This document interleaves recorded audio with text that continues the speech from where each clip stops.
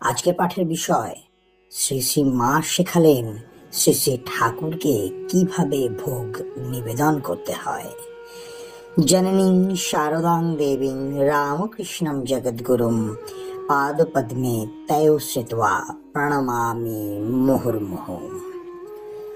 শীত খুব পড়িয়াছে, শ্রী শ্রী মায়ের শরীরও প্রায় খারাপ যাইতেছে।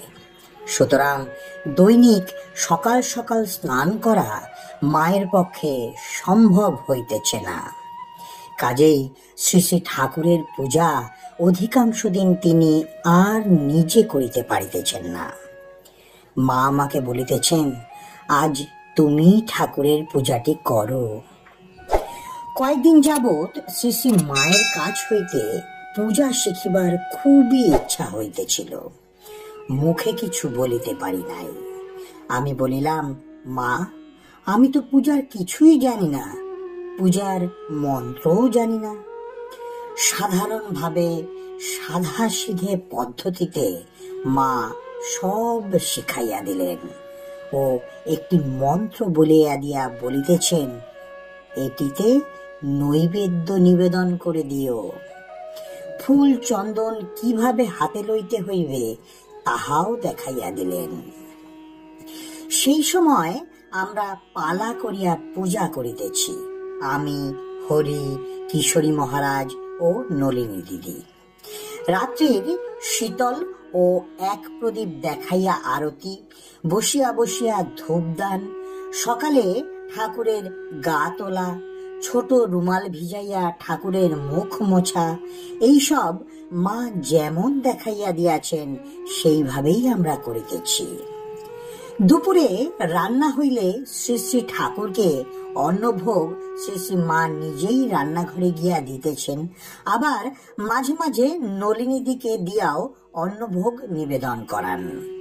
আমার ও হরির ব্রাহ্মণ শরীর নয় বলিয়া আমরা অন্নভোগ দিই না। প্রথম দিন নলিনীদি ঠাকুরকে অন্নভোগ নিবেদন করিতে সাহস পান নাই।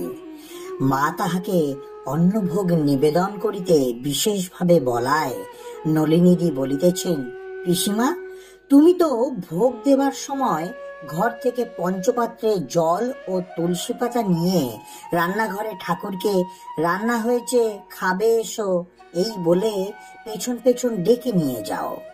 তা আমি ঠাকুরকে কি বলে ওরকম করব? আমি পারব না। তুমি নেহাত না পারো, কিশোরীদাকে ডাকো। মা কিন্তু নলিনীদিকে দিয়াই আজ ভোগ দেওয়াইবেন এবং একটু রহস্য করিয়া তাহাকে বলিতেছেন, কেন? তুইও আমার মতন ঠাকুরকে চিন্তা করে রান্নাঘরে ডেকে নিয়ে যাবি, তুইও বলবি, পিসেমশাই ভাত খাবে চলো। এই বলে ডেকে নিয়ে গিয়ে ভাতের পাথর দেখিয়ে দিয়ে ওই পঞ্চপাত্রের জলের ছিটে দিয়ে দিবি। ওই করলেই তিনি খুব খুশি হয়ে খাবেন খন, তোকে অত শত ভাবতে হবে না। নলিনীদি তখন বলিতেছেন, তাহলে পারবো, তবে দেখো দোষ টোষ কিছু হলে আমি কিন্তু জানি না। তারপর হইতে নলিনীদি মাঝে মাঝে প্রয়োজন মতো ঠাকুরকে অন্নভোগ নিবেদন করিতেন। আজকের পাঠের তথ্যসূত্র মাতৃ সান্নিধ্যে স্বামী ঈশানানন্দ মহারাজ। জয় মা শারদা, জয় মা শারদা, জয় মা শারদা।